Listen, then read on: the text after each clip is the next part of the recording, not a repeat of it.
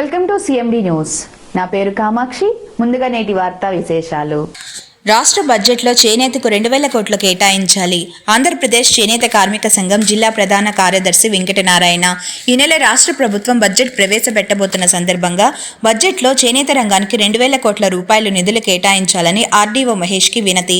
ఈ సందర్భంగా చేనేత కార్మిక సంఘం జిల్లా కార్యదర్శి వెంకటనారాయణ మాట్లాడుతూ రాష్ట్రంలో చేనేత పరిశ్రమ తీవ్రమైన సంక్షోభంలో ఉందని, ఈ కారణంగా చేనేత కార్మికులకు పనులు లేక, చేసిన అప్పులు తీర్చలేక ఆకలి చావులకు, ఆత్మహత్యలకు గురవుతున్నారు. సహకార సంఘాలు కార్మికులకు పని చూపించలేని పరిస్థితిలోకి వెళ్లినవి. ఇప్పటికే తీవ్ర ఇబ్బందులు ఎదుర్కొంటున్న చేనేత కార్మికులకు నేతన్న నేస్తం 24,000 రూపాయల నుండి 36,000 రూపాయలు పెంచి నేతన్న నేస్తంకు కూడా రాష్ట్ర బడ్జెట్లో నిధులు కేటాయించి చేనేత కార్మికులను ఆదుకోవాల్సిన అవసరం ఉన్నది. ఇలా అనేక సమస్యల పట్ల ప్రభుత్వం ఆలోచించి రానున్న బడ్జెట్లో నిధులు కేటాయించి ఈ క్రింది డిమాండ్లను పరిశీలించి రాష్ట్ర ప్రభుత్వం దృష్టికి తీసుకువెళ్లి చేనేత పరిశ్రమను కాపాడాలని ఆర్డీఓ మహేష్ని కోరడమైనది.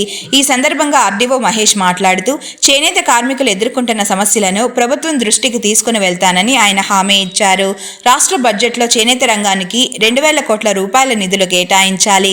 సహకార సంఘాలకు రావాల్సిన సుమారు 172 కోట్ల బకాయిలను వెంటనే చెల్లించాలి. నేతన్న నేస్తం పథకాన్ని 24,000 రూపాయల నుండి 36,000 వరకు పెంచి సొంత మగ్గం ఉన్నవారితో పాటు ఉపవృత్తుల వారికి కూడా ఇవ్వాలి. చేనేత రిజర్వేషన్ యాక్టులను కఠినంగా అమలు చేయాలి. ఈ కార్యక్రమంలో చేనేత కార్మిక సంఘం జిల్లా కార్యదర్శి వెంకటనారాయణ, జిల్లా గౌరవ అధ్యక్షులు వెంకటస్వామి, జిల్లా అధ్యక్షులు లక్ష్మీనారాయణ, జిల్లా ఉపాధ్యక్షులు చెన్నంపల్లి శ్రీనివాసులు, చేనేత కార్మిక సంఘం కార్యవర్గ సభ్యులు ఆదినారాయణ, పి శ్రీనివాసులు, పాలగిరి శ్రీధర్, సిరివెల్ల దేవ, సి శ్రీనివాసులు, బాలరంగయ్య, జింకా కేశవ, ద్వారక మరియు చేనేత కార్మికులు పాల్గొన్నారు. నమస్కారం. నా పేరు వెంకటనారాయణ, ఆంధ్రప్రదేశ్ చేనేత కార్మిక సంఘం జిల్లా ప్రధాన కార్యదర్శి. ఇవాళ దేశంలో వ్యవసాయం తర్వాత అతిపెద్ద పరిశ్రమ ఏదైనా ఉందంటే ఒక చేనేత పరిశ్రమ. ఆ చేనేత పరిశ్రమ ఈరోజు రోజుకి తీవ్ర సంక్షోభంలో కూరుకుపోతూ ఉంది. దీనికి ప్రధానమైనటువంటి కారణం ఎలక్షన్ల ముందర నాయకులు చేనేత పరిశ్రమను అన్ని విధాలు ఆదుకుంటామని హామీ ఇవ్వడం జరిగింది. కానీ ఈ ఎలక్షన్ల ముందర మాత్రమే చేనేత పరిశ్రమను అన్ని విధాలు ఆదుకుంటామని చెప్పడం తప్ప ఈ ఆచరణలో పెట్టడం లేదు.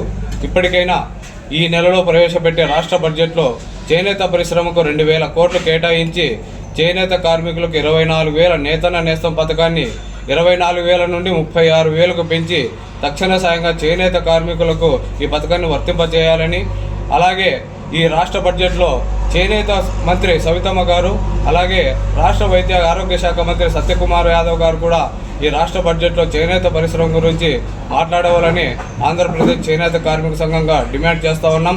అలాగే 200 యూనిట్లు ఉచిత విద్యుత్ ఇస్తామని చెప్పి ఎలక్షన్ల హామీలో ఇవ్వడం జరిగింది.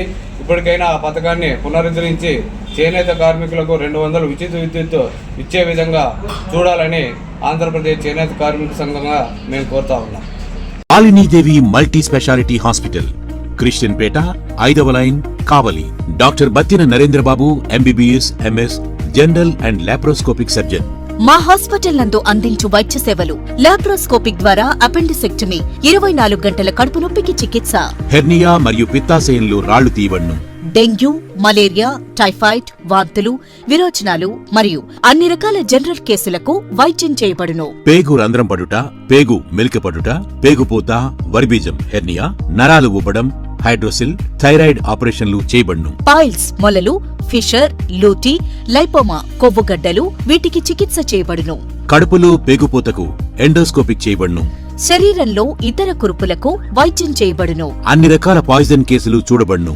పాము కాటు, తేలుకాటుకు ప్రత్యేక వైద్యం. మా హాస్పిటల్స్ ప్రత్యేకతలు: ICU, lab, AC and non AC rooms, 24 గంటలు మెడికల్ షాప్. అత్యవసర కేసులు అన్ని వేళలా చూడబడును. Malinidevi multi specialty hospital, Christian Peta, 5వ లైన్, కావలి. ఫోన్ నంబర్స్ 9398665676 మరియు 08626245167.